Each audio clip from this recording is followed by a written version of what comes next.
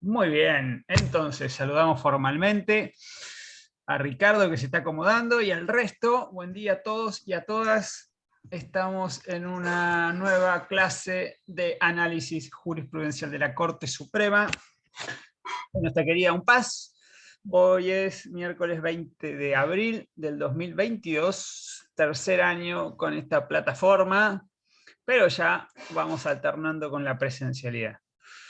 Hoy vamos a tener dos fallos y contenido teórico que veremos en la segunda parte. Ahora tenemos compañeras que van a explicar. Alejandro Sánchez, siempre tarde, con su mate a cuesta. ¿Cómo le va?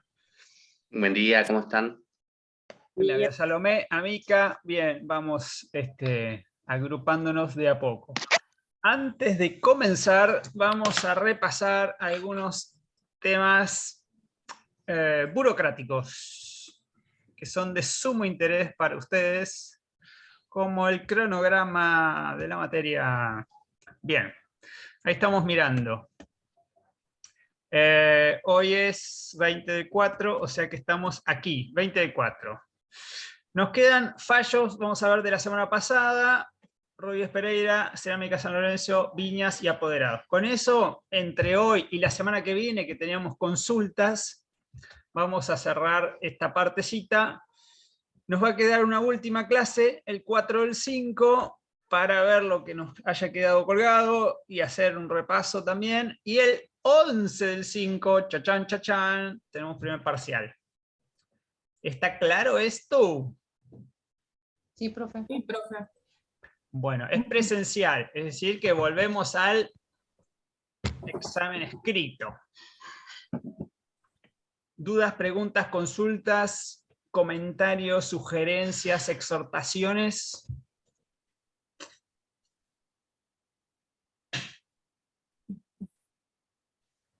Buen día, profe, buen día a todos. Buen día. Sí, yo más que consulta quería presentarme primero porque es la primera clase que estoy. El día de ayer me habilitaron la pestaña de la materia porque me habían rechazado y me habilitaron recién ayer. Así que bueno, es mi primera clase y me voy a poner al día para el parcial. Ya estuve viendo ayer el cronograma, así que bueno, voy a empezar a ver las clases por YouTube y a leer todos los fallos para ponerme al día. Bien, ahí, bien, Ricardo, ¿el libro lo tenés? ¿Conseguiste? No, pero lo voy a conseguir, lo voy a conseguir. Bien. Te sale casi como 1 kilo de bananas, más o menos. Sí, Estamos ahí. sabía que Pata, estaba en pata y económicos, así pata. que voy a ir a Lumpas a buscarlo. Bien, y bueno, y ahí en el campus está el material, y si no, le pedís a la legión de ayudantes que tenemos. Perfecto, muchas gracias. Así que a meterle con todo, Ricardo. Tenemos ¿Listo? un hipster en la comisión. Muy bien, así me gusta. Bueno, Ale, ¿algo que me esté olvidando? Aunque cualquier cosa también tienen el material de YouTube. O sea, están todas las clases grabadas, así que eso te va a poder ayudar, Ricardo, para poder, digamos, comprender cómo vamos analizando los fallos, qué temas tocamos. Siempre son de ayuda, Perfecto, gracias. no de nada. Bueno, ahora sí, estimadísimas, Dora Arranco yo, profe. y Cintia. Bueno, primero, antes de comenzar, cuéntenos de qué vamos a hablar. Bueno, este es un fallo de la Corte de Cerámica San Lorenzo. Es un recurso extraordinario que presenta Cerámica San Lorenzo por una prescripción. Lo que básicamente trata esto es que a Cerámica San Lorenzo le quieren, bueno, la cámara, la sala 2 de la cámara perdón los nervios. Tranquilo.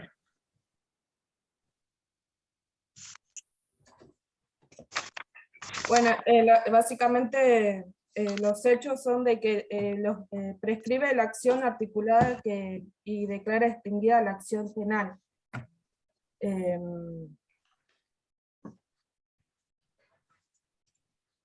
Se llega por un caso extraordinario, es un caso análogo. Claro.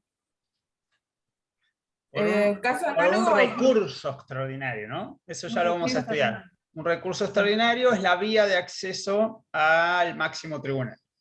sí, la Cámara, o sea, se presenta ante la Cámara de Apelaciones. El recurso, bien. ¿Cuántas sentencias teníamos antes de llegar a la corte? La de primera instancia y la de Cámara. Bien. ¿Recordamos que había fallado cada instancia?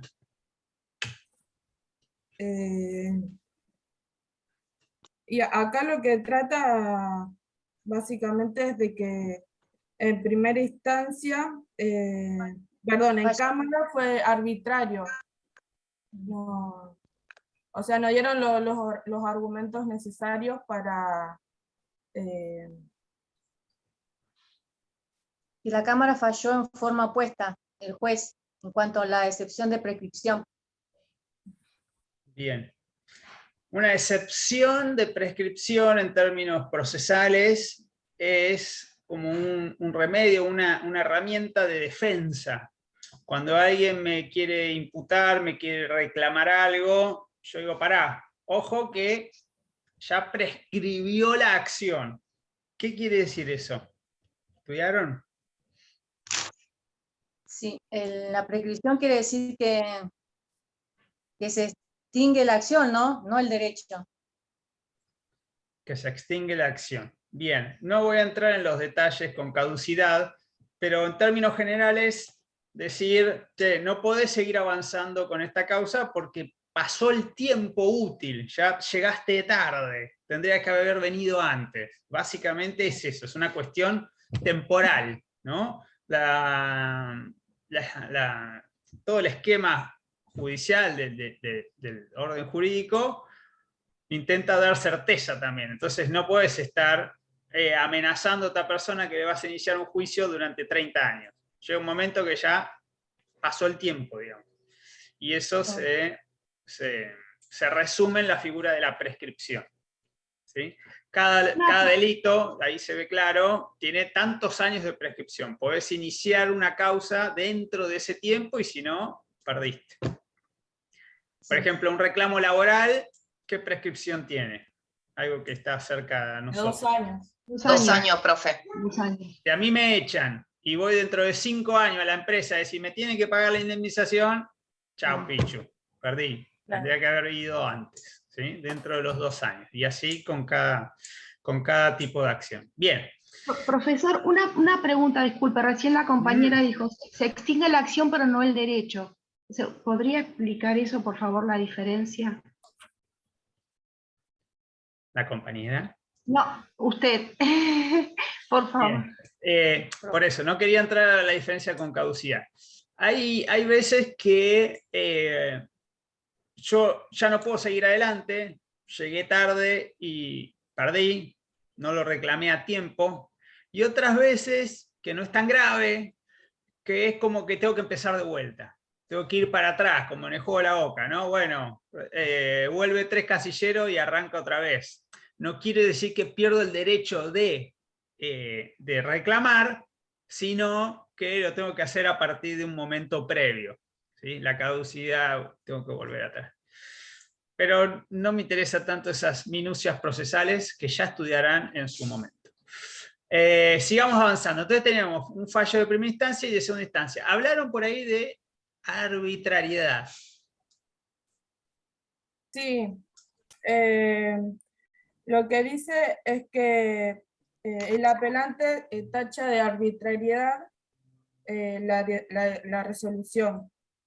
Esto quiere decir de que es como que ve algo negativo en el tema de la prescripción.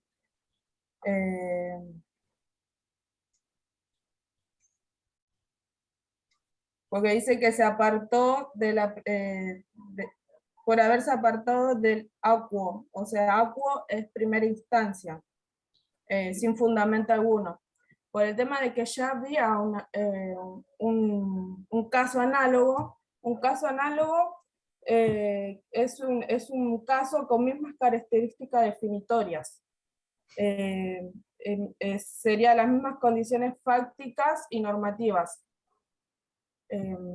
Fácticas sería lo de hechos, o sea, de lo que trata, digamos, el fallo, y normativas, bueno, de leyes vigentes. ¿Escucharon esa definición que dio, no? La profesora González. ¿Sí? Impecable. Entonces tenemos una cuestión de analogía, una cuestión de un precedente que debería haberse aplicado, y un concepto que nosotros todavía no vimos, que es el de arbitrariedad de sentencia. Que para decirlo simple, implica... esperen que voy a cerrar acá. Implica que la resolución no está fundada. No está fundada en derecho y no está fundada en los hechos. Es arbitraria porque no tiene una motivación suficiente en el expediente, no da las razones.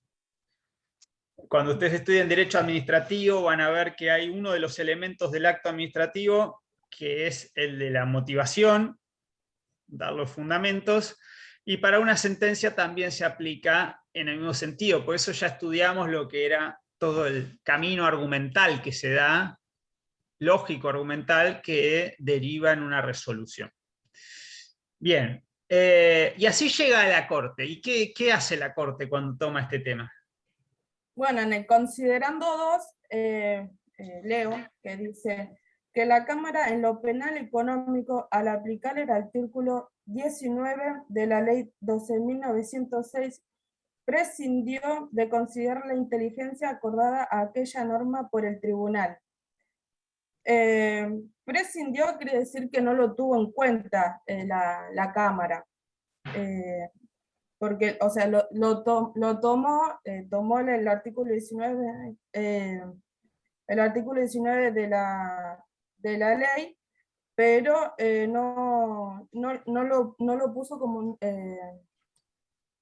no le dio el sentido de la norma. Ahí, Cintia, justo cortaste. Lee de vuelta esa primera frase entera, por favor. Considerando 2. Sí, señor. Que la Cámara en lo penal económico, al aplicar el artículo 19 de la Ley 12.906, prescindió de considerar la inteligencia acordada a aquella norma por el tribunal en el precedente que se registra, bueno, en el fallo. Ahí menciona un fallo, un precedente. ¿Cuál es ese precedente? El de Balbuena, por extorsión. Muy bien. Muy bien. ¿Y cómo lo sabemos? Al precedente, porque lo menciona, dice que es el fallo 303, página 91. Bien, y con esos datos, ¿qué hacemos? Lo vamos a buscar al Centro de Información Judicial. ¿Cómo se hace eso? Vamos a la página, entramos con las siglas SIG, Centro de Información Judicial, vamos a búsquedas de sentencias.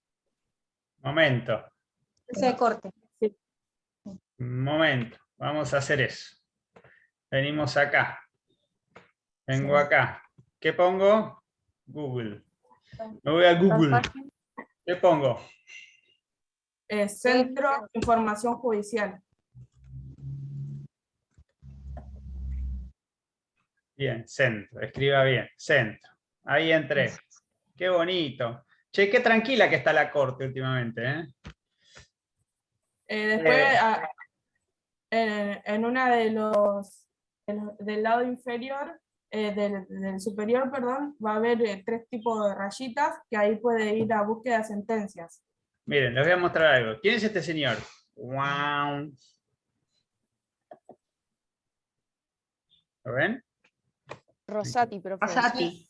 Esperen que quiero hacer. ¿Dónde estaba eso? Ah, acá no puedo. Bueno.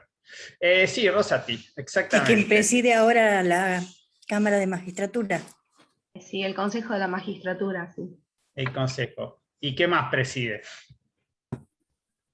La Corte. La Corte. Exactamente. Preside las dos cosas. Esperen que me... Bueno, estoy acá. Sí, ¿qué hago, Cintia? Ahí arriba tienen las 3 rayitas, el menú. ¿Qué hago? Ahí va a búsqueda de sentencias. Bien. Después Sentencia. va a sentencia de la Corte.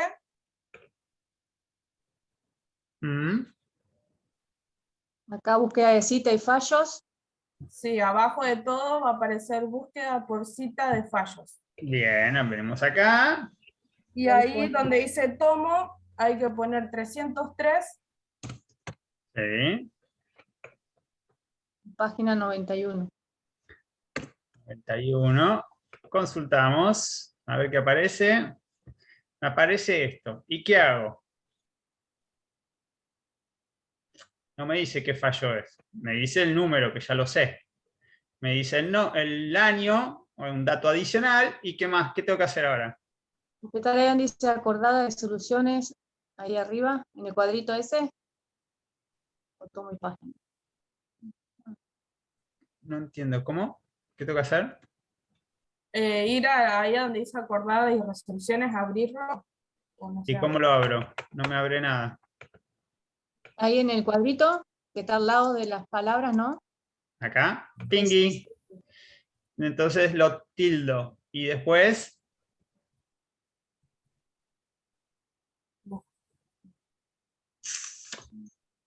A ver, vengo acá. Tomo y página.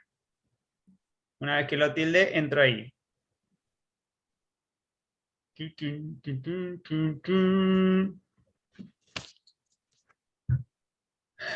Está medio lenteja esto. Bueno, contate un chiste, Sánchez. Mientras esto abre. A ver si abre.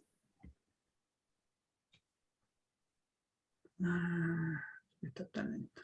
Ahí va queriendo. No desesperéis.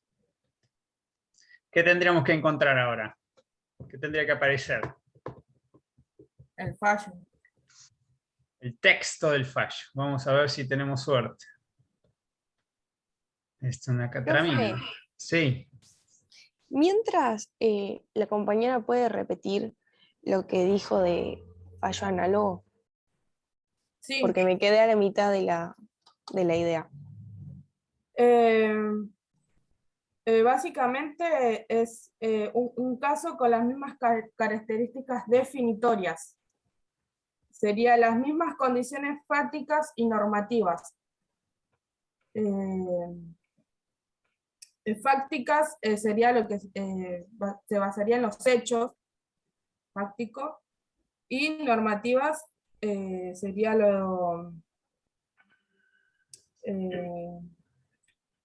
las leyes vigentes, perdón. No sirve que sea una ley ya que prescribió, o sea, que ya no va más. Bueno, eso lo vamos a ver cuando veamos Consejo de Magistratura, qué pasa con las leyes derogadas y todo eso.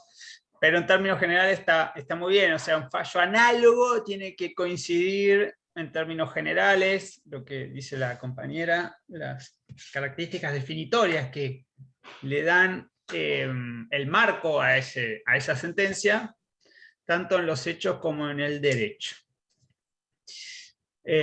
No cualquier precedente parecido se puede llamar de análogo, siempre va a haber alguna diferencia, aunque sea secundaria o marginal. Tenemos que ver que coincida, bueno, estoy aplicando el mismo artículo de la misma ley y los hechos son parecidos. Para decirlo simple, las 1000 causas previsionales que hay, de jubilaciones, de liquidaciones, que se suelen, que se multiplican y que son siempre sobre la misma. Por ejemplo, un ajuste de un haber previsional la Corte saca un fallo y después con ese fallo se resuelven miles de expedientes que son todos análogos. Bien, acá me abrió finalmente. Estoy en el 91 que habíamos buscado, ¿se acuerdan? Que era la página. Este fallo evidentemente es muy viejo. Ahí empieza. Es del año 81. ¿Es este alumnos de la carrera de Derecho, como ustedes? ¿De la Facultad de la UBA? Año 81. Bien, entonces empiezo a bajar y ahí terminó. El fallo es muy cortito, ¿no? Acá dice el fallo, bueno, 303, página 91, párrafo 7 sería. Pero entonces no es este, porque no tengo un párrafo así. Ahí termina. ¿Será este que empieza acá abajo? No, eso termina. Son como muy cortitos estos fallos. ¿Estaremos bien ubicados o será para arriba? A ver.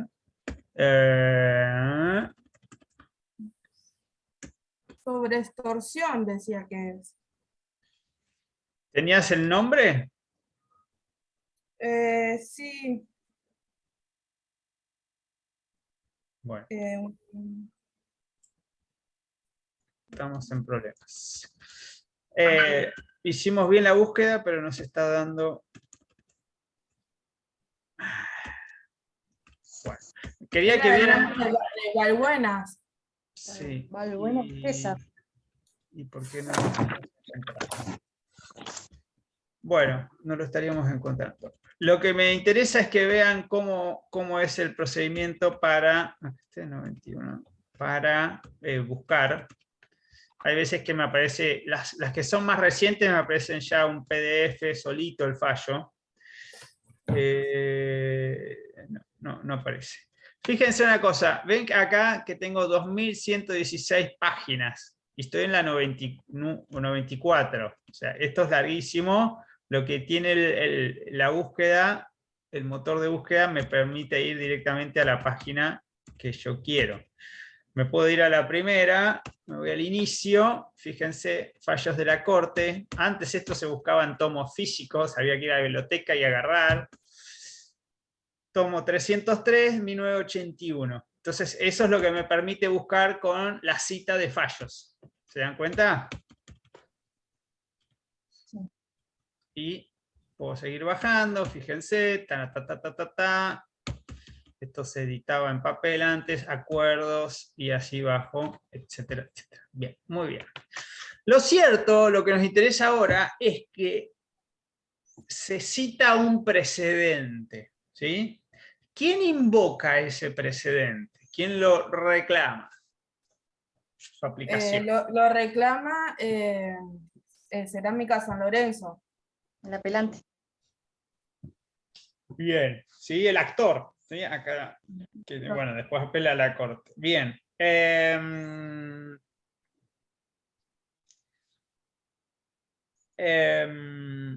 Estábamos hablando de una acción penal, ¿no? La clave es una acción penal. Si estoy hablando de Cerámica San Lorenzo, no es una persona, sino una empresa. Y si hablamos de una acción penal para una empresa, podemos imaginar que se trata de alguna cuestión económico-tributaria. ¿Sí? Sí, le querían imponer una multa por abuso de posición dominante. Bien, en el mercado. Ah, vos tenés el 80% del mercado, entonces fijás los precios como vos querés y te llevas una renta extraordinaria. Entonces, cuando va a la FIP, supongamos quién era, dice acá quién era, no dice, va a la FIP a reclamarle los impuestos o aplicarle la multa, o a algún ministerio, Secretaría de Comercio, imaginemos, o de Defensa de la Competencia. La empresa dice, pará, momentito, acá hay una acción de prescripción, es decir, esto me lo tendría que haber reclamado antes. Y pide que se aplique un precedente, es decir, un fallo previo, porque es análogo. Porque es análogo, exactamente. Bien, y fíjate cómo dice esa frase, que la Cámara, que ya había fallado antes, ¿no? la que está antes de la Corte, Penal Económico, prescindió. ¿Qué quiere decir? Que no lo tuvo en cuenta. ¿Cómo se escribe? prescindió. ¿O cuál? Queda tildado, profe. ¿Cómo se escribe? Con SC. Muy bien, muy bien. Prescindió, o sea, omitió hacer algo, ¿sí? Considerar la inteligencia acordada a una norma por un tribunal en un precedente. Quiere decir, ya hubo un tribunal que actuó en forma previa, que dictó una sentencia en una causa, que es la que buscamos, 30391, no encontramos, pero no importa, y ahí se le acordó la inteligencia a la norma. ¿Quién me explica esas palabras? O sea, que no le dio el sentido que le debía dar a la norma, no le interpretó. Muy bien, Cintia. Inteligencia, interpretación, sentido, ¿sí? Todo va de la mano. Cuando yo digo la inteligencia de la norma, no es que hay normas inteligentes y normas brutas, ¿sí? Tontas o inútiles. No, la inteligencia de la norma implica el sentido que yo le doy una vez que la interpreto, no yo, un tribunal. Entonces, lo que quería Cerámica San Lorenzo es, por un lado, no pagar la multa, y para lograrlo, que se tomara un fallo que ya se había dictado antes y que se aplicara el sentido de la norma de la prescripción que se le dio en ese fallo, que se aplicara ahora. ¿Se entiende lo que pidió Cerámica San Lorenzo? Y supuestamente la Cámara no le dio bola. Lo rechazó. Lo rechazó, exactamente. Dice, en la cual el apelante sustentó la aludida excepción. La excepción es como su respuesta, ¿no? Como, bueno, hasta acá llegaste. Y que aparecía conducente a la solución de esta causa. Aparecía conducente a la solución de esta causa. ¿Qué quiere decir, Cintia? Se refiere a los casos análogos. Pero quiere decir que es conducente, que el precedente anterior es conducente a la solución que hay que dar en esta causa.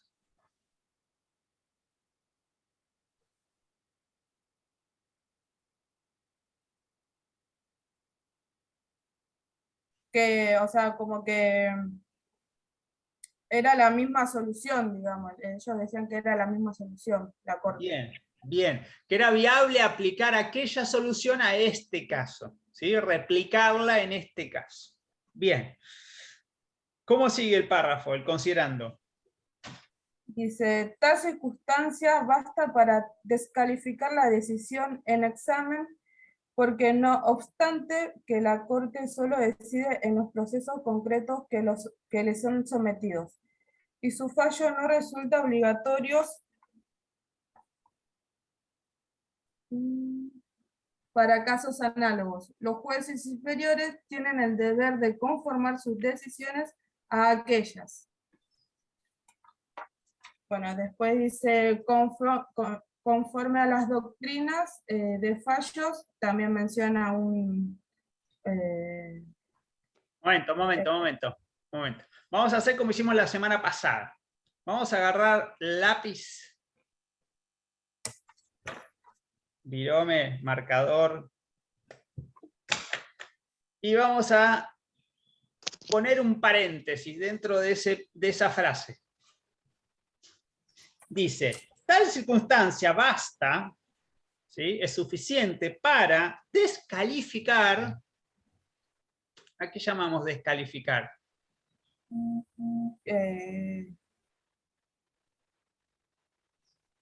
Como que lo rechaza. Sí, para tirar abajo, ¿sí? Claro. Para descalificar la decisión en examen. ¿Cuál es la decisión en examen? La prescripción.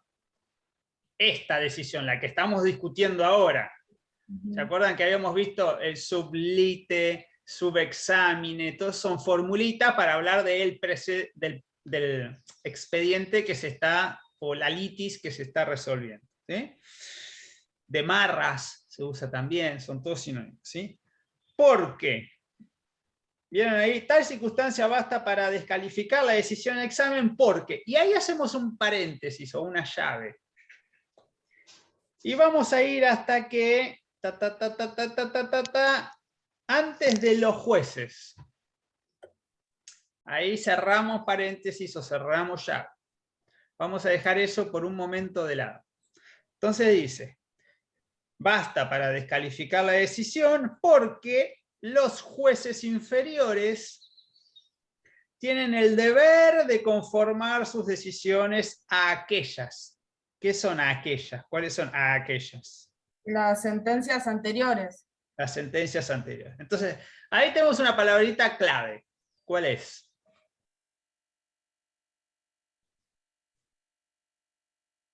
Conformar.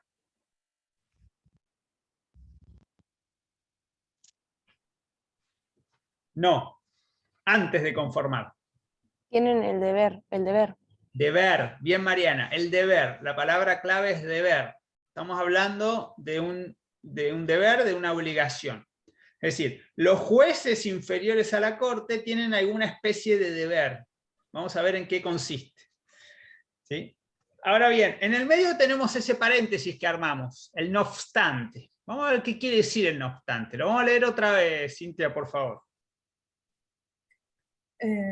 Porque no obstante que la Corte Suprema solo decide en los procesos concretos que le son sometidos. Stop, Y su fallo- stop.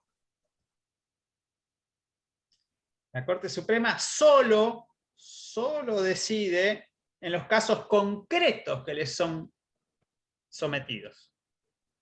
Y ahora, no a Cintia, sino al resto. Todo lo que vimos en la clase pasada. ¿Cómo lo aplicamos a esta frase? ¿Qué quiere decir casos concretos que les son sometidos?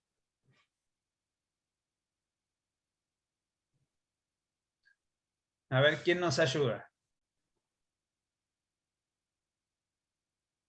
Silvina, que te ve ahí muy pensativa. ¿Cómo traduciríamos procesos concretos después de todo lo que vimos la semana pasada? No fui la semana pasada. Casos justiciables, profe. Bien. Porque todo se rodea alrededor de la prescripción de la causa. Entonces, si lo tomamos desde ese punto, entendemos que la Corte se remite a esas cosas. A que los casos sean concretos, que sean justiciables, pero bueno, ya está explicando que la causa prescribió. Sí, pero antes de meterme con la prescripción, digo, lo que me interesa acá es reforzar un concepto que vimos la semana pasada. Acá dice, leo, procesos concretos. ¿Cómo traducimos nosotros procesos concretos? Perdón. Después de lo que vimos la semana pasada. Ramona. ¿Me estás escuchando, Ramona? No, tiene una foto. Sí, Profe. así. Ser que haya Fabio. un legitimado en una causa, tiene que haber un legitimado en la causa. Una controversia. Bien, tiene que haber un legitimado, tiene que haber una controversia, y con eso, ¿qué se configura? Un caso. Un caso, bien, un caso. Es decir, lo que me está diciendo acá es, la Corte va a fallar solo cuando hay un caso. Si no tiene un caso concreto, no falla. Te lo rechaza. Como le rechazaron la semana pasada, lo que vimos, que era la acción declarativa, ¿se acuerdan? La resolución finalmente lo que hacía es rechazar. Después se metía con mil cosas además, pero en concreto rechazaba. Entonces, que les son sometidos. Eso lo vamos a ver, está en el artículo 116 de la Constitución, ya lo vamos a estudiar. Dice, pero sigue. ¿Cómo sigue, Cintia? ¿Y su fallo? Y su fallo no resulta obligatorio para casos análogos. Entonces, ahí subrayamos. ¿Sí? Estamos dentro del paréntesis, que era como una aclaración dentro de la frase. Y dice, la Corte falla en casos concretos. Y a la vez, lo que resuelve, dice, no resulta obligatorio para casos análogos. Subrayamos, no resulta obligatorio. Quiere decir que la Corte falla de alguna manera en un caso, y si un juez inferior después recibe una causa que puede ser calificada, entendida como análoga a la que ya resolvió la Corte, ¿tiene la obligación de fallar igual que como dijo la Corte? No. Pareciera Tienen que no. el deber. Dice que no están obligados a seguir la doctrina de la Corte. Pero yo cierro el paréntesis y sigo leyendo la frase, porque eso era como una declaración. ¿Y la frase cómo sigue?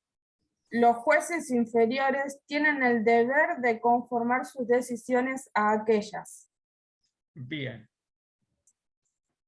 O estaban medio borrachos cuando escribieron esto, o tenemos que entender algo más, ¿no? Porque si no parece medio contradictorio. Porque por un lado me dice, no resulta obligatorio, y después dice, tiene el deber de conformar. Entonces, ¿qué quiere decir tener el deber de conformar las decisiones a los precedentes de la Corte? No, le está diciendo que como que lo tiene que... Que tienen el deber de tomarlos y, bueno, que, de no hacer un fallo nuevo, digamos. Sino que con la misma resolución ya pueden emitir un caso, ya pueden terminar el fallo si es el mismo caso análogo. Bien, Puede ahí ser, lo que profe, que los tenemos que tratar de precedentes, ver... ¿Cómo, Ricardo? que los precedentes que da la Corte son de real importancia, puede ser que quiera decir. Real importancia, puede ir por ahí, sí, real importancia. Tenemos que tratar de descifrar qué quiere decir conformar un fallo al anterior, ¿sí? Pamela dice de no fallar en forma contradictoria. Bien, vamos a seguir leyendo. Sigamos leyendo, Cintia, a ver cómo sigue. Y ahí dice también, conforme, fíjense, ¿qué quiere decir eso? Conforme a la doctrina de fallos. Bien, entonces tenemos un nuevo fallo para buscar. Y eso es lo que tienen que hacer ustedes a medida que van leyendo. Cuando llegan a un fallo que se cita, van y buscan a ver cuál es, de qué año es y medianamente de qué se trata, ¿sí? En 2 líneas. Bien. Sigue, ¿cómo sigue? A ver. De esa doctrina, o sea, de los fallos que nombró, y de los fallos, vuelvo a mencionar, el tomo 212,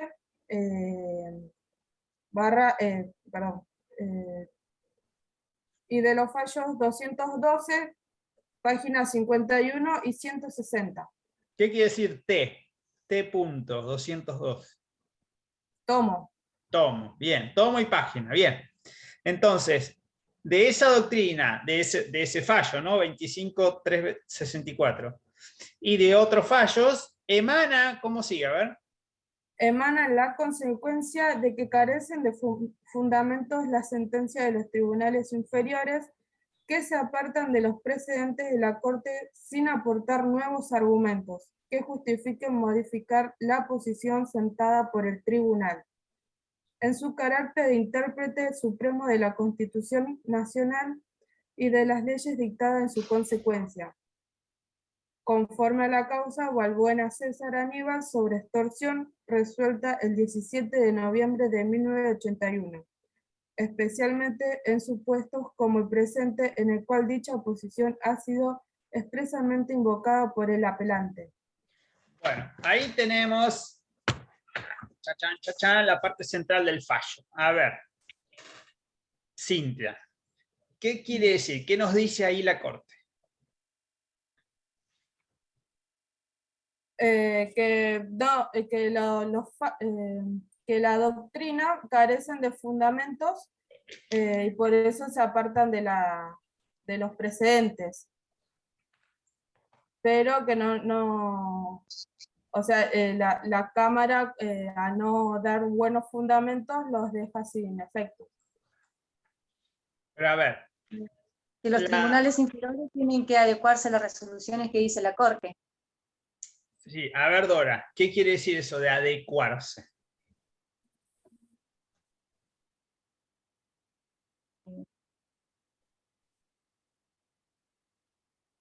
Y adecuarse. Que se tiene que adecuar a las resoluciones que dicta la Corte. Bien, pero ¿qué se entiende por adecuar? ¿Qué es lo que tiene que hacer un juez inferior? Fundamentar. Si se aparta de esos precedentes, tiene que fundamentar el por qué se aparta. Tiene que tener un buen fundamento. Nuevo fundamento. Nuevos argumentos, dice, ¿no? Sí, Nuevos argumentos. Cuando yo digo nuevo, quiere decir que antes no existía, que tengo que aportar alguna novedad, no repetir argumentos viejos, ¿sí? Que justifiquen qué cosa.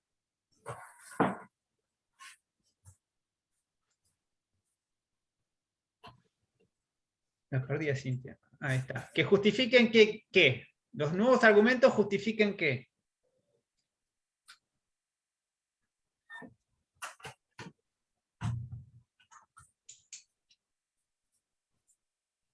Yo soy un tribunal inferior que voy a resolver un caso análogo en forma posterior a que la Corte ya haya resuelto un precedente en el mismo sentido.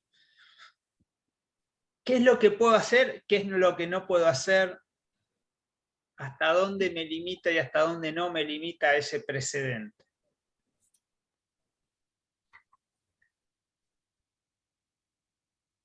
Dora, recién dijiste algo. A ver, pensemos eso.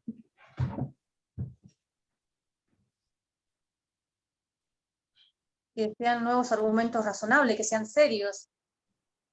Bien, que sean serios, que sean razonables, que sean sólidos, Sí. que aporte una nueva visión, ¿sí? Porque habla Sí. de nuevos argumentos, ¿sí?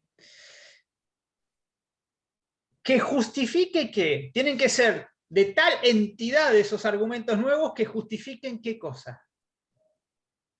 El por qué se apartan del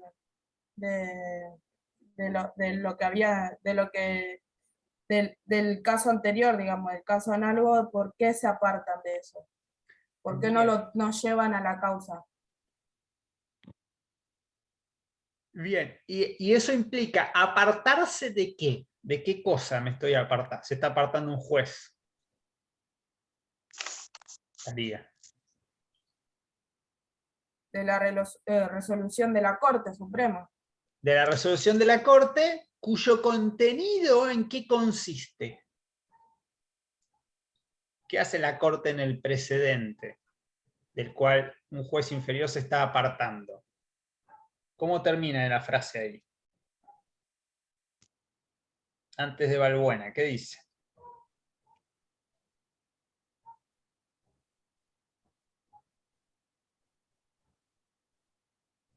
En su carácter de intérprete supremo de la Constitución Nacional y de las leyes dictadas en su consecuencia.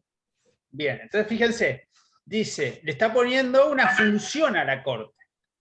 La Corte es la que interpreta en última instancia, ¿sí? Intérprete supremo, es decir, que por encima ya no hay nada, el contenido de la Constitución y de las leyes, el contenido y el sentido de la Constitución. Es decir, la Corte dictó un fallo donde entiende que el principio de privacidad, ¿sí? No solo es adentro del domicilio, sino puede ser también en la vía pública.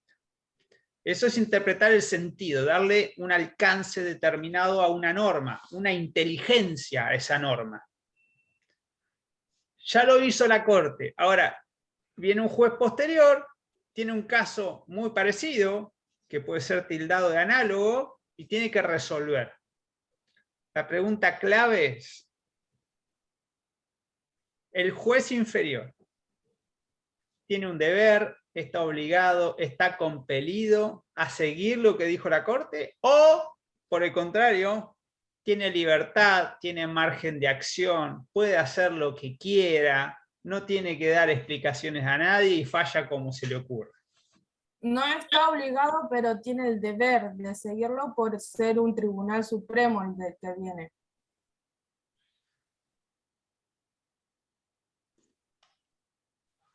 Paréntesis. ¿Cómo califica una norma a una acción? ¿De qué forma, de qué tipo puede, qué modalidades deónticas llamaríamos, una norma puede calificar a una acción? Si estuviera en la facultad me pararía arriba del asiento y empezaría a patalear.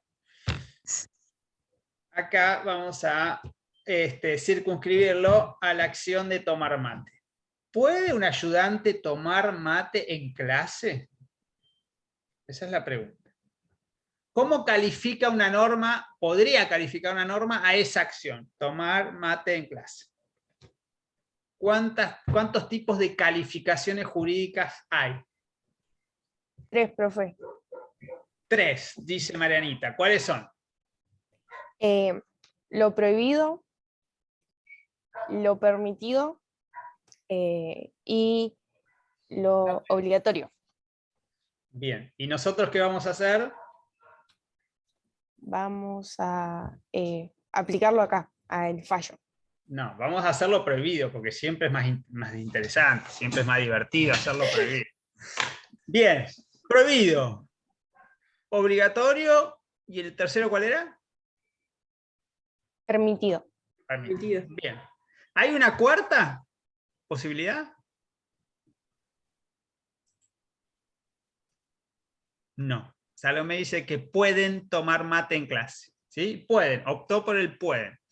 No hay una cuarta, hay 3. 3. Si es obligatorio tomar mate en clase, todos tendrían que tener su termo y su mate, y no hay tutía. Hay que hacerlo sí o sí. Si está prohibido, es exactamente lo mismo, pero a la inversa. Ale tira el termo y no lo vemos más. ¿Sí? No lo podemos hacer. Estamos impedidos de hacerlo. Ahora, en el medio, entre la prohibición y la obligación, está la permisión. La permisión me da un franco más grande, ¿sí? Una brecha más amplia. ¿Por qué?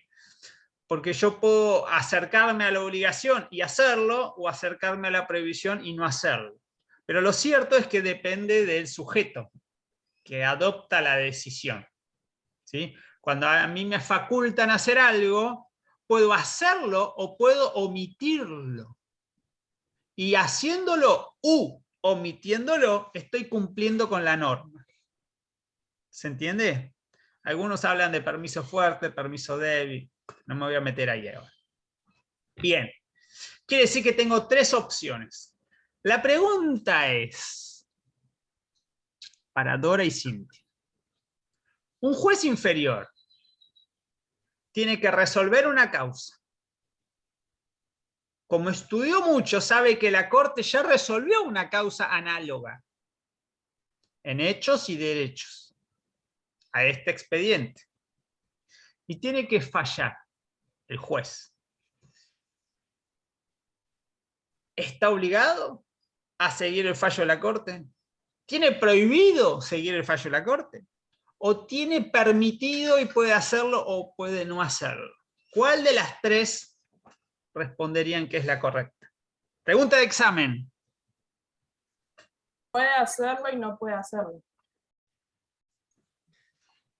A ver. Por lo mismo que decíamos, de que no, la Corte le dice que no está obligado a seguir sus casos análogos, pero tienen el deber de conformarlos. Stop. Escuchen eso. Parece una pavada. Repetí lo primero que dijiste. Que la Corte le dice que no están obligados a seguir los casos análogos. Stop. No están obligados. Si no están obligados, ¿sí? Ya me resuelve parte de la cuestión. Porque si estuvieran... ¿Cómo? ¿Hay una obligatoriedad atenuada? Ponele, pero yo quiero salir de ahí porque confunde. Bueno, ¿Por qué confunde? Porque no hay obligación. Si hubiera obligación, el juez no tendría escapatoria. Simple, hay que aplicar el precedente. Esa es tu obligación. No hay tutía. o ¿Se sea, hay que entiende? ¿Se entiende? Si la Corte hubiera dicho en este fallo, leo, y su fallo resulta obligatorio para casos análogos, punto, se terminó ahí la discusión. ¿Por qué? Porque tengo un tribunal que concentra las decisiones y que son obligatorias para todos los que están abajo. Pero no dice eso. Además, dice lo opuesto, dice no son obligatorios. Entonces, si no son obligatorios, tampoco están prohibidos, me queda en el medio. ¿Cuál es la del medio? La permisión. La permisión. Entonces, yo soy un juez inferior, recibo un caso análogo a uno que ya resolvió la Corte, y me dan facultad, me dan un permiso para fallar como yo quiero. Es decir, siguiendo el precedente o no siguiéndolo. ¿Me siguen hasta acá? Pero tampoco es un viva la pepa. Tampoco es hacer lo que se te cante. ¿Sí? ¿Por qué? ¿Por qué, Cintia? ¿En qué consiste ese permiso? Tiene que estar bien fundamentado para que sea parte de ese caso análogo. Bien, entonces, yo, juez inferior, tengo un permiso. Pero ¿ustedes qué dirían? ¿Que el permiso está más cerca de la obligación o más cerca del libre albedrío? De la obligación. De la obligación. De la obligación, ¿por qué? Porque tiene que tener en cuenta la Corte Suprema, por venir de algo superior a él. ¿Qué es lo que tendría que fundamentar yo? ¿Que sigo el fallo de la Corte o que no lo sigo? Que no lo sigo. que no lo sigo. Que no lo sigo. Pues si yo soy un juez inferior y digo, como dijera la Corte en el precedente tal, fallo de esta manera, ¿tengo que agregar algo? No, solamente el fallo, o sea, el precedente. Silvina me dice que no tengo que agregar nada. Efectivamente, no tengo que agregar nada, y sin agregar nada, mi fallo ¿sería arbitrario o no sería arbitrario? No. No. No sería arbitrario porque se remite. Basta con fundarse en el precedente de la Corte. Y ya está. Hice bien la tarea. Ahora, si yo decidiera dentro de mi margen de opciones, porque me dieron la facultad de hacer una cosa o de hacer la otra, si yo decidiera apartarme de aquello que dijo la Corte, en ese caso, se agrega una condición.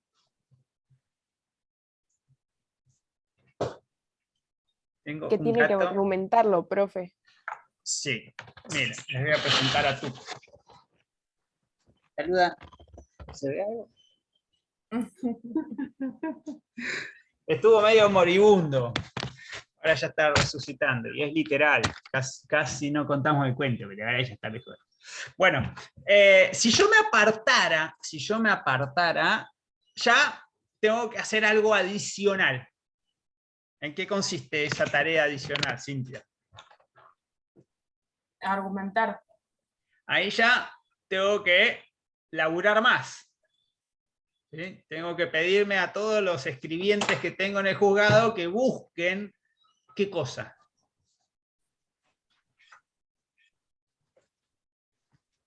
¿Cómo dice ahí? Nuevos argumentos.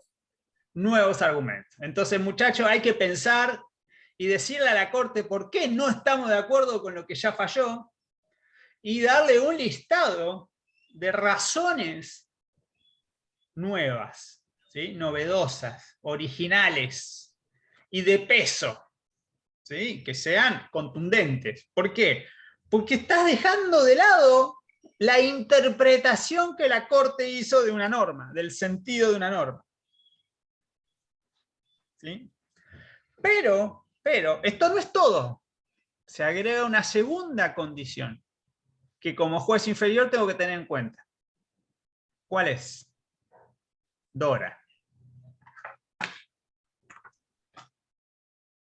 ¿Qué es lo segundo que me puede condicionar?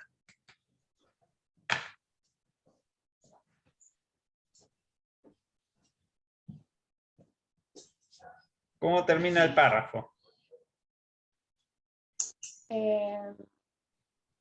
Especialmente en su puesto como precedente en el cual dicha posición ha sido expresamente invocada por el apelante. Bien, ¿qué quiere decir?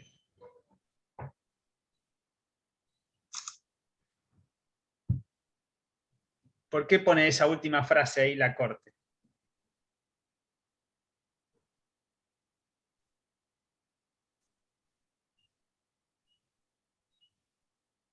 Porque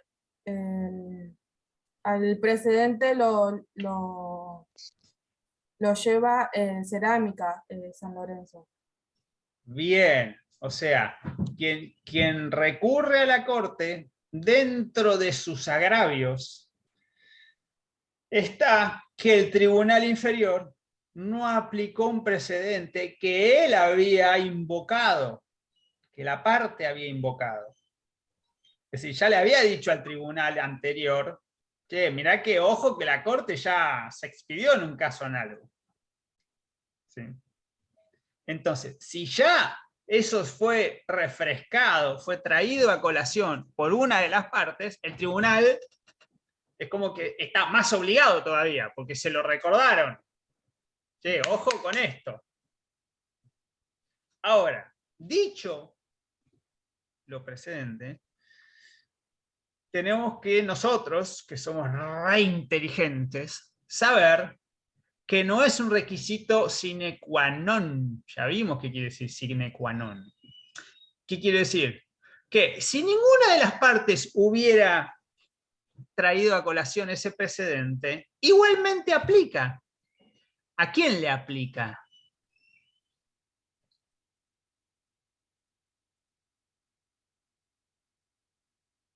¿A quién le aplica el precedente? A Cerámica San Lorenzo.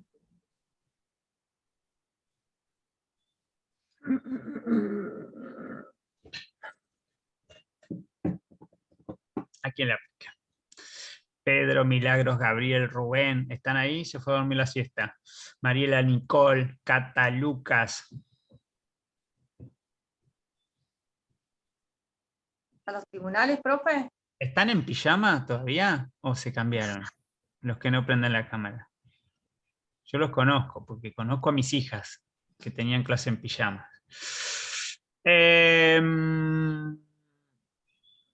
Me fui de tema.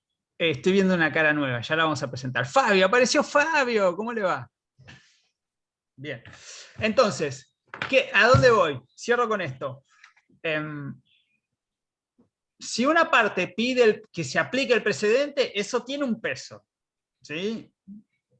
Tiene una importancia que la Corte resalta acá. Ahora bien, los jueces pueden actuar de oficio. Entonces, así fuera que ninguna de las partes le trajera a colación, le recordara que hay un precedente, igualmente, el tribunal tiene ese deber, que no es una obligación, sino que es un deber de fundamentar si se va a apartar. ¿Sí? Entonces, no es que la parte se olvidó, entonces ya no juega ese precedente. Sí, juega igual. Lo que pasa es que si encima te lo recordaron, bueno, la Corte dice especialmente en los supuestos como el presente, en el cual dicha posición ha sido expresamente invocada por la apelante. Bien. ¿Se entiende esto? El alcance del deber no obligatorio. Medio chino, pero... ¿Se entendió, Ramona? ¿Me está hablando a mí? No la escucho. Si le está hablando al gato, muéstrelo. Está hablando, pero no la escuchamos. No la escuchamos, Ramona. ¿Se entendió, digo, esto o no? Carmen, ¿se entendió? Más o menos, profe, porque es bastante ¿no? complejo este fallo. Estaba pensando eso justamente. Mirá lo que es el fallo. Mirá lo que es el fallo. Sí, es corto. 3 considerando. Pero es complejo. Bueno, Cintia, hacenos un resumen, a ver. Bueno, que el recurso extraordinario lo presenta en Cerámica San Lorenzo por la prescripción de la acción penal económico ante la Corte. Lo que básicamente la Corte le va a decir a la Cámara, a la Sala 2 de la Cámara de Apelaciones, es que por no fundamentar, por llevar las leyes, las normas, la ley 12.906, y no lo argumenta por el tema que se aparta de los fallos, lo rechaza, rechaza el fallo, el caso, digamos, por el tema de que no está bien argumentado, y por contener fallos análogos y no llevarlos al caso, no darle el buen sentido de la norma. Bien. Alguien que me está atravesando. Correcto. Entonces, ¿y qué dice la Corte? ¿Cuál sería el holding de este fallo? El holding sería que, bueno, que los tribunales inferiores no están obligados no están obligados a tener en cuenta los fallos, los casos análogos, pero tienen el deber de conformar sus decisiones a aquellas. ¿Cómo lo explicarías con tus palabras? Que no están obligados respecto a los precedentes, pero que tienen el deber de tomarlos por venir de la Corte Suprema, por venir de un tribunal superior. ¿Y qué quiere decir ese deber de tomar?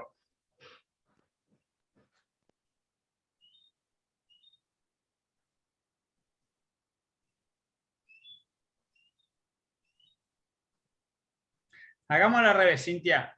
Vos sos juez de primera instancia. Te llega una demanda donde el actor dice: quiero que se me aplique la resolución de la Corte en la causa Pepito contra fulanito del año pasado, porque es sustancialmente análoga a esta. ¿Qué tiene que hacer ese juez de primera instancia? Tomarlo en cuenta, tenerlo en cuenta.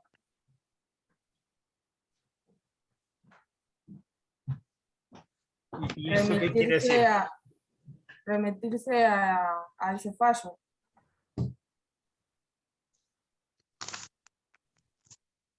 Profe, Bien. Sí. ¿no sería como que el tribunal inferior tiene el deber de, o sea, no tiene la obligación de dictar igual que lo hizo la Corte en el presente, pero que tiene el deber de, en el caso de no hacerlo igual, fundamentar el por qué? Porque en sí porque si no podría poner en juego lo que sería la seguridad jurídica y podría contrariar el el fallo del precedente, la jurisprudencia. Yo creo que el deber tiene que estar relacionado con la responsabilidad, como que, o sea, cumplir ese deber es una responsabilidad. Ahora, si no toman, o sea, si no van a tomar los precedentes, tienen que explicar por qué no lo hacen. O sea, el deber lo relaciono como con una responsabilidad hacia el otro, ¿no? Bien. Pero, bien. sí.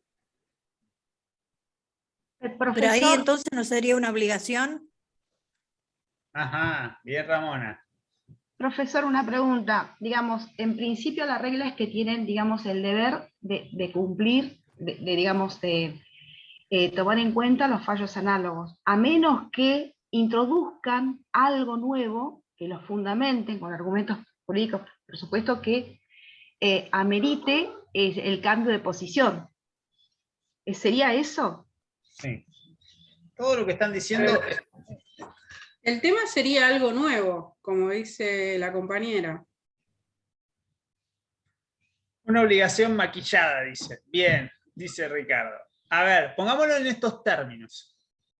Si fuera una obligación, por más que yo tenga excelentes argumentos, nuevos, novedosos, bien articulados, sólidos, lógicamente desarrollados, ¿sí? Si yo tengo la obligación, perdí. O sea, no hay forma, no me puedo apartar del precedente de la Corte. Si tuviera una obligación, la tengo que cumplir y punto. Chao.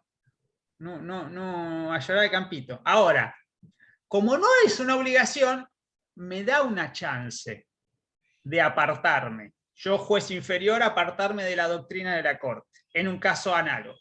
Ahora bien, no es cualquier chance, es como una chance de última instancia, porque voy a tener que laburar mucho para ejercerla.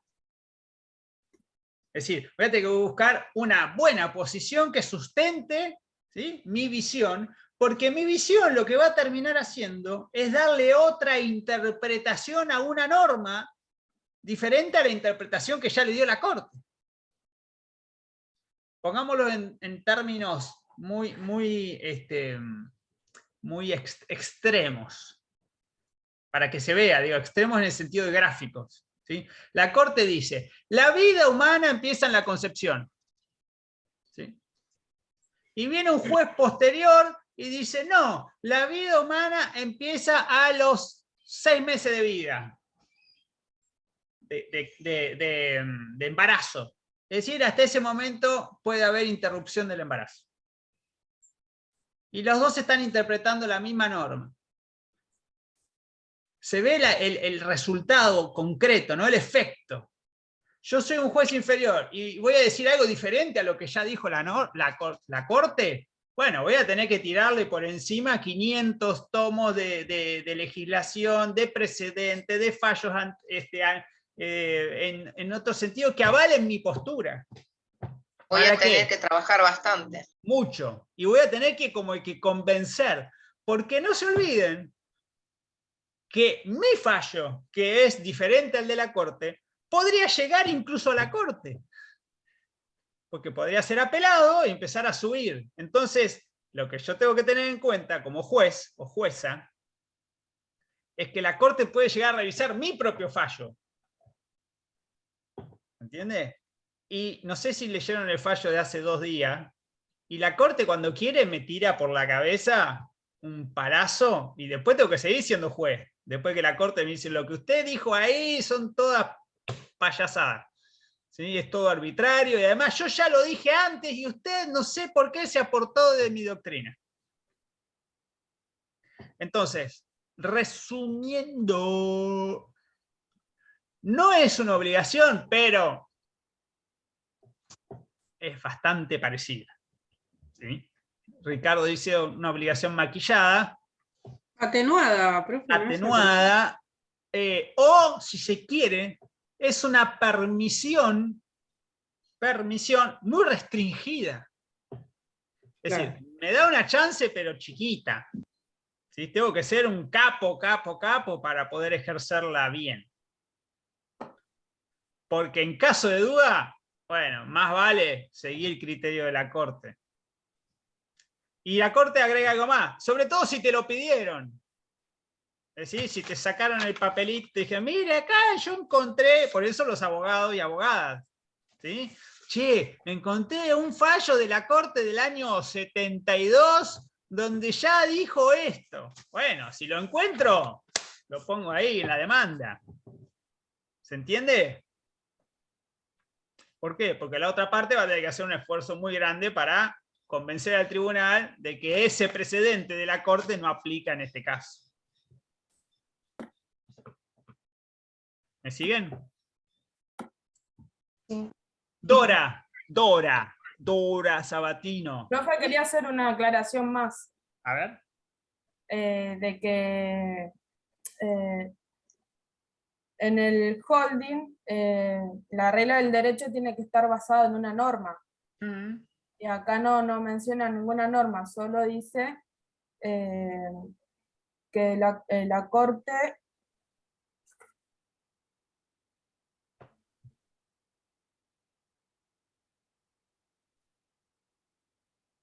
digamos, es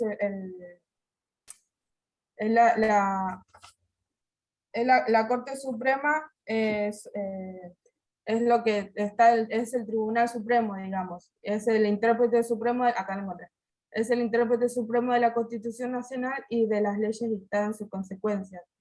Eso está en el artículo 116 y 31 de la Constitución. No lo menciona acá, pero se remite a eso. Muy bien, Cintia. Anoten, vagos. Artículo 31 y 116. Vagos de vaguedad, ¿no? Eso quise decir. 31 y 116. En ningún lado de la Constitución, ¿sí?, se dice: la Corte Suprema interpretará el sentido y alcance de los derechos aquí consagrados. Eso no está en ningún lado. Lo que sí está es que el Poder Judicial está encabezado por una Corte Suprema, y lo que sí está es que el Poder Judicial aplica en primer lugar la Constitución. Entonces, si los jueces aplican la Constitución, los tratados y las leyes, y tengo una Corte Suprema, y aplicar la Constitución implica darle un sentido al alcance de las normas, de todo eso se deriva que la intérprete final es la Corte. ¿Sí? Pero no está así dicho literalmente. Ahora bien, artículo 31, que es la supremacía, y artículo 116, que es el rol del Poder Judicial y la conformación. Ahora bien, dicho todo esto, como advierte la profesora González, la Corte no fundamenta esto en una norma, de si es una obligación, no es una obligación, es un deber y qué alcance del deber. ¿Lo fundamenta en qué? Diciendo de que es el intérprete supremo de la Constitución Nacional. ¿Pero en qué lo fundamenta?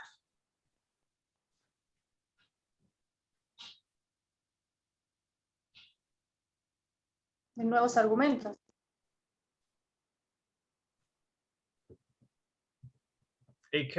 Resulta paradójico, ¿no? ¿En dónde se basa? ¿Dónde se para? ¿A dónde ¿En los remite? antecedentes? En los antecedentes. Es decir, ¿de dónde saca ese pseudo, el deber, esa pseudo obligación? ¿De dónde la saca? De un precedente. De un presente de Sacet. Tendríamos que ir a Balbuena y a todos esos fallos a ver si ahí por algún lado encontramos alguna referencia normativa. ¿Sí? Yo dudo que la encontremos, pero deberíamos hacer ese trabajo. Ir a las causas a donde remite este fallo y ver qué dice. Por eso es importante buscar esos fallos, como hicimos hoy. ¿Se entiende? Pero de este fallo al menos no se desprende. Si hay alguna referencia legal que avale esta doctrina de la Corte. Bien, preguntaba Dora, ¿quién falla? ¿Cómo fallan?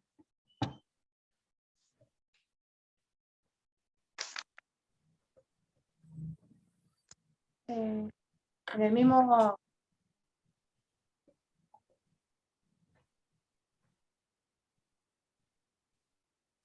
¿Quiénes firman y con qué sentido firman este fallo? Ah, los votos son 5 los que votan. A ver. Son 5 los que votan. 5. En el mismo sentido. No, Fay vota igual, pero después tiene otra decisión, otro argumento. Sí. ¿Y qué dice Fay? Fay dice...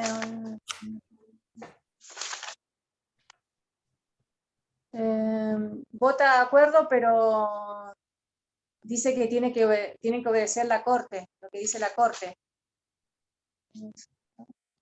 A ver. Lo tenía. Fay dice que tiene el deber moral de los jueces.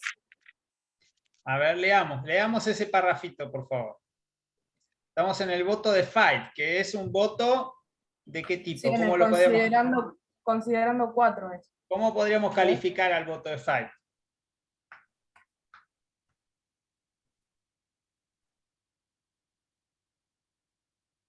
A ver, ¿quién ayuda?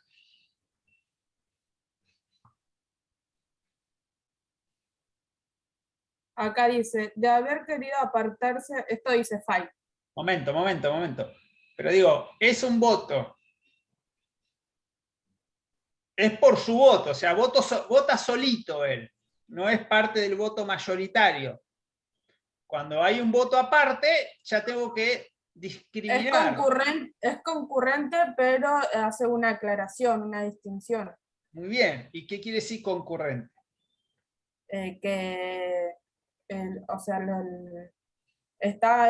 Tiene la misma resolución que el caso, pero que hace una distinción aparte, digamos, tiene su propio fundamento. Bien, excelente. Y si no fuera concurrente, ¿qué podría ser? Disidente. Disidente, bien, un voto disidente o una disidencia. ¿Y en qué consiste? En que está en contra, o sea, está...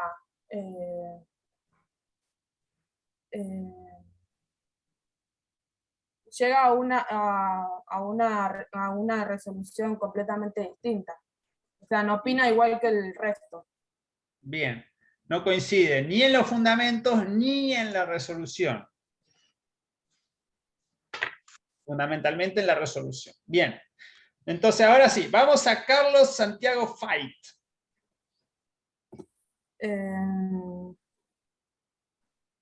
Acá dice,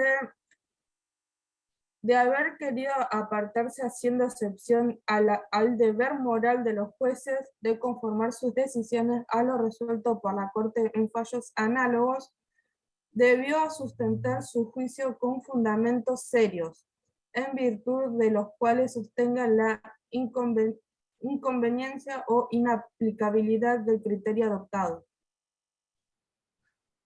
Esto, o sea, Fay quiere decir que no hay deber jurídico, o sea, una norma que diga de que es obligatorio que tengan en cuenta los casos análogos. O sea, los jueces inferiores no es obligatorio que lo tengan en cuenta, pero que es el deber moral, que si, o sea, si ellos no lo tienen en cuenta, como que, digamos, se van a sentir mal de alguna manera. Ay, pobrecito. No van a poder dormir. Y si no tienen fundamentos serios, o sea, el fallo queda, no es válido. Bien. El señor Fay hace un esfuerzo, digamos, que en paz descanse, ¿no? El señor Fay hace un esfuerzo por reforzar lo que dice el voto mayoritario. ¿Por qué digo un esfuerzo? Porque Fait advierte que efectivamente no hay una norma en la cual sustentarse, a la cual remitirse, para decirle a los jueces, che, ustedes tienen que seguir todo lo que yo digo al pie de la letra. Ante la inexistencia de esa norma, me tengo que agarrar de otro lado. El voto mayoritario no se agarra de ningún lado, salvo de precedente que ya dijo antes la Corte. Pero le alcanza para decir, mire, ustedes jueces inferiores hagan lo que quieran, pero ojito, atenti, que lo van a tener que hacer de una manera robusta, porque si no, no pasa. Ahora, después viene Fait, que va a complementar lo que dice el voto mayoritario, y medio que se escapa por la tangente, ¿no? Vamos a leer de vuelta el párrafo. Vamos a leer, Cintia, de a poco, desde donde dice, estamos en el considerando cuarto, infine, al final, la última frase, que dice, principio que es de rigurosa aplicación. Estaba citando un precedente, Sacetru. Fíjense, así lo expresó también la mayoría de este tribunal. Si yo digo la mayoría de este tribunal, ¿qué quiero decir? El resto. ¿Qué quiero dar a entender? Si digo la mayoría de este tribunal. En una sentencia. ¿Qué tengo que entender de eso? Que la mayoría votó de común acuerdo. ¿Y eso qué implica? Unanimidad. Y si hay mayoría no hay unanimidad. Porque ¿qué hay? La mitad más uno. Hay una minoría. Si yo digo la mayoría votó tal cosa, quiero dar a entender que hay una minoría. Es decir, que hay votos disidentes. Por eso hablo de mayoría. Si no diría, así lo expresó también de forma unánime este tribunal. O no aclararía nada directamente, sin aclarar que hay una mayoría. Bien, en la sentencia del 11 de octubre de 1984, in re, comillas, Sacetru, comillas. ¿Qué quiere decir in re? ¿Quién se acuerda?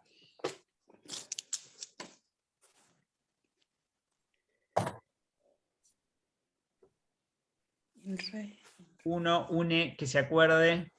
¿Sobre la cosa? Sobre la cosa, bien. In re quiere decir sobre la cosa. Y en este caso se usa para remitirse a un expediente. Es una de las formas que sirve para remitirse a un expediente. O sea, en la causa, Sacetru y compañía. Bien, en donde sostuvo tal cosa, tal cosa, tal cosa. Entonces dice, principio que es de rigurosa aplicación. ¿Cómo sigue? A ver.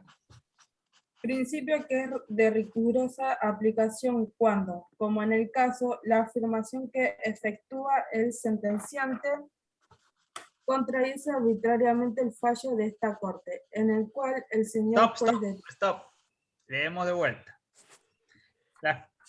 La afirmación que efectúa el sentenciante. ¿Quién es el sentenciante? Instancias inferiores, la Cámara, primera instancia. El juez que sentenció antes. Bien. Contradice abiertamente el fallo de esta Corte en el cual... O sea, el juez de primera instancia fundó su fallo en un precedente que contradice algo que dijo la Corte. Bien. Y respecto del cual, ¿cómo sigue?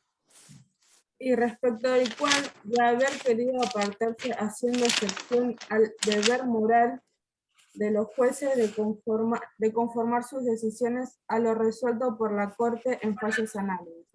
Stop. Volvemos al mismo verbo. Conformar. ¿A qué les suena eso?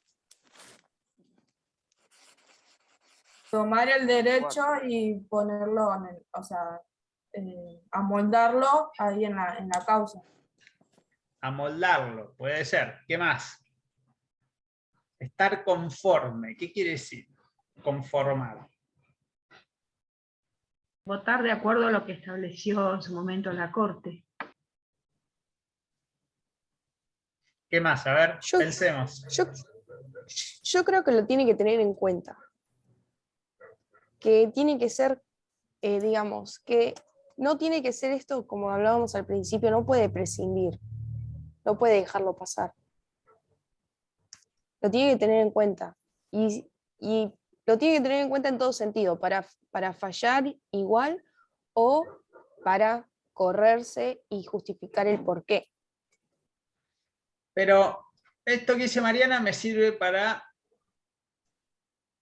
analizarlo de esta manera. Yo tengo un dictamen de el procurador, ¿sí? Que es previo a que la Corte resuelva. ¿La Corte debe tener en cuenta el dictamen del procurador? ¿Debe tomarlo en consideración? ¿Debe Puede haberlo hacerlo o leído? no puede hacerlo. Es no vinculante. Bien, Pamela dice es no vinculante. ¿Qué quiere decir no vinculante? Que no es obligatorio. Que no es obligatorio. ¿Qué más quiere decir? Que puede no hacerlo. Que puede no hacerlo.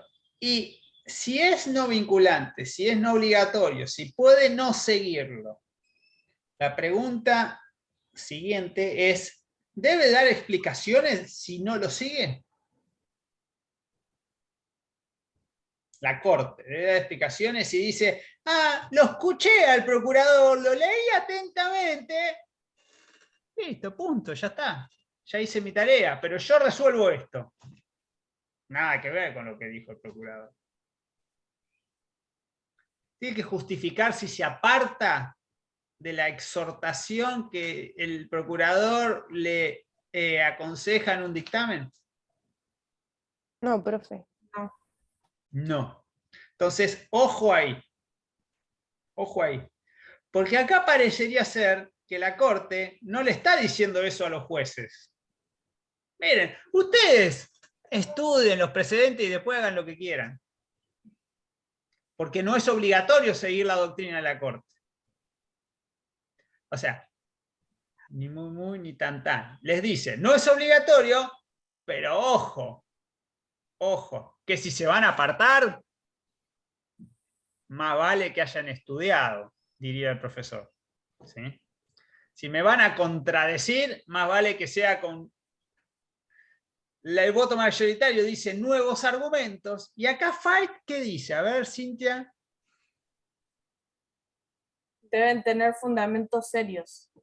Debió sustentar su juicio de valor, su sentencia, el tribunal nuevo, ¿no? El que va a resolver después, con fundamentos serios. ¿Qué opinan de ese calificativo? Serios.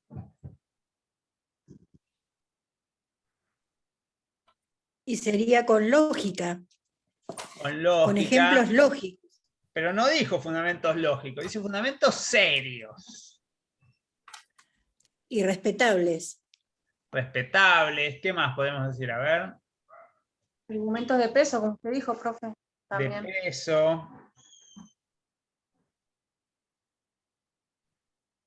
Bien, el problema es que la seriedad parece ser o algo meramente formal o algo ostensible o estético, ¿no?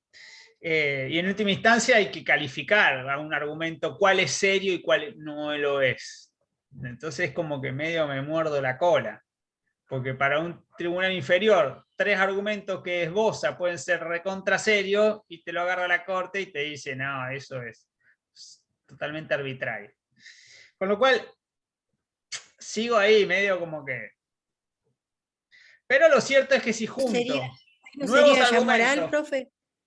Sí, nuevos argumentos con argumentos serios, serían nuevos argumentos serios, ¿no? Si junto los dos votos, el mayoritario y el de Fight. Pero a la vez, Fight dice deber moral. ¿Sí? Cintia decía, y bueno, se van a sentir mal, pobre, no van a poder dormir. Obviamente si yo digo, voy a sentir culpa, uy, estoy votando en contra de lo que dijo la Corte, ¿para qué voy a firmar esta sentencia?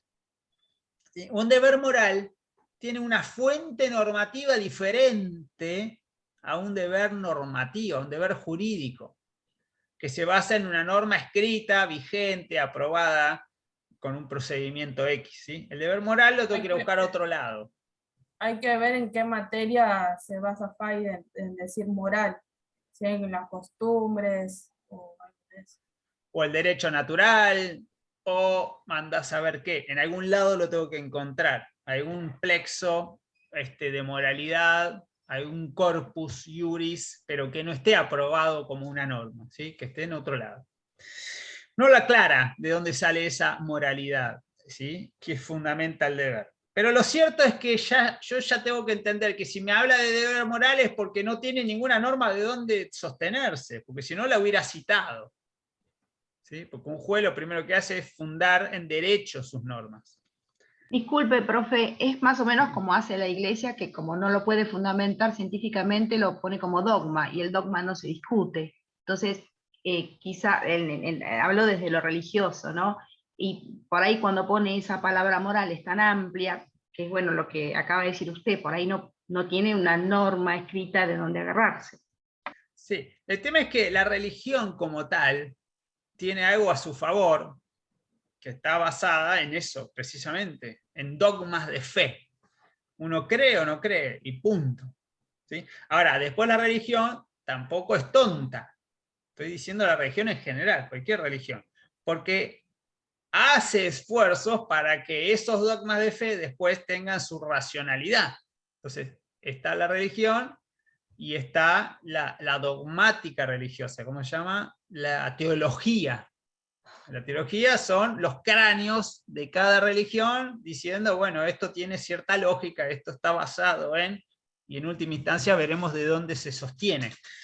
Si son manifestaciones, si son, no sé, apariciones, si hay algún cuerpo como las 12 tablas, como no sé, no me voy a meter. Ahora, lo cierto es que el derecho puede tener como origen también un derecho natural. Y ya lo vimos en la primera clase, ¿sí? Yo soy esencialista y un naturalista, etcétera, y me puedo remitir a un cuerpo normativo que no sea el que los legisladores aprobaron y el día de mañana derogan, como están haciendo con lo del Consejo de Magistratura. No, algo que es inmanente, que es superior, que no cambia, que está en otro lado y tendré que ir a buscar. Entonces yo digo deber moral, me estoy refiriendo a esa materia, pero FAI no aclara dónde está, cómo la conozco, cuál es el procedimiento. Bien. Y termina diciendo FAI, ¿sí? Tengo que dar fundamentos serios en virtud de los cuales sostenga el tribunal inferior la inconveniencia o inaplicabilidad del criterio adoptado por la Corte.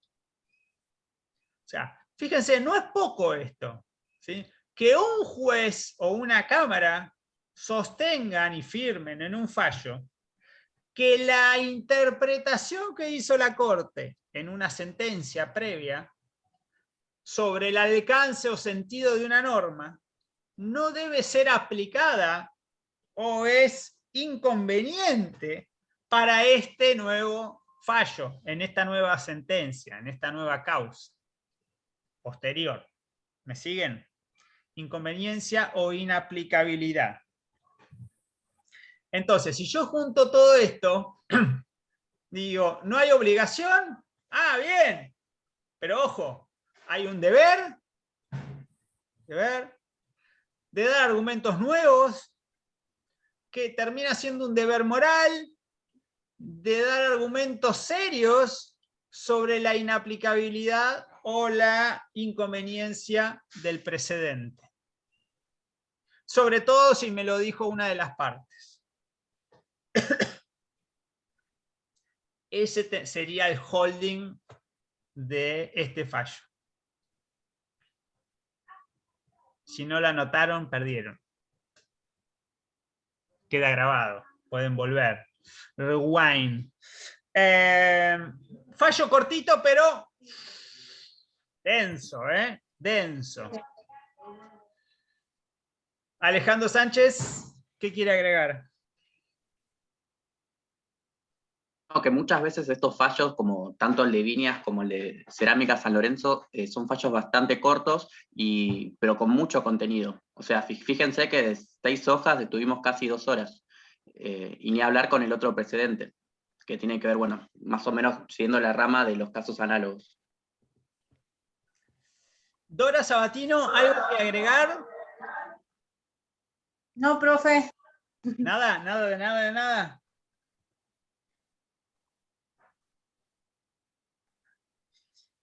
Bueno, para Rodríguez Pereira tenemos otro disertante, ¿no? No, ahora vamos a ver el fallo Viñas. Viñas, digo. No tenía que Sí, haber contado. sí, ahí lo tenemos a Gabriel. Bueno, momento. Cintia, ¿algo te quede a vos ahí en el tintero? No, creo que se dijo todo. En el tintero, ¿qué quiere decir en el tintero? Por decir. Antes se mojaba la pluma en Que el siempre queda. tintero para escribir. Me quedó en el tintero y no lo escribí, no lo dije. ¿Sí? Que siempre queda una gotita de tinta. Exactamente. Bien, entonces, dicho todo esto, Cintia y Dora, cuéntenos cómo prepararon el fallo, qué hicieron, cómo charlaron, cómo se organizaron. No, por WhatsApp. Cintia habló más que yo, así que lo tenía más, lo entendió mejor. Pero sí, hablamos por WhatsApp, le decíamos lo que no entendíamos, lo que íbamos a decir, pero bueno. Dijo más ella que yo. Antes de comenzar la clase la tenía todo súper claro, pero una vez que empecé... Los nervios también, y bueno. ¿Qué hay que hacer con los nervios? Guardarlos en el bolsillo. Hay que enfrentarlos, hay que derrotarlos. Dora, sí. Escúchame bien lo que te voy a decir. Escúchame bien. Un fallo cortito, hablaste poco. ¿Eso te hace acreedora a un deber moral de dar otro fallo? ¿Está claro?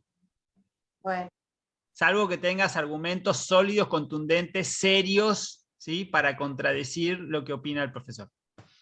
No, es un fallo cortito, pero con mucho contenido en sentido. Usted hablaba y a medida que íbamos considerando, más allá de lo que decía usted, como que todo lo mismo se repetía, en un decir. Pero bueno, a veces las palabras qué sé yo, las preguntas que usted hace, ya capaz que ya lo dijimos al principio y bueno, no, me quedaba ahí, por no decir otra cosa. Pero bueno. Doy un fallo, no sé. Bueno, pero más adelante. Bien, un aplauso a las compañeras. Bien, son 10 menos 10. Hacemos un corte comercial y volvemos a las 10. ¿Les parece? Sí, profe. Bueno, profe. Voy a frenar aquí.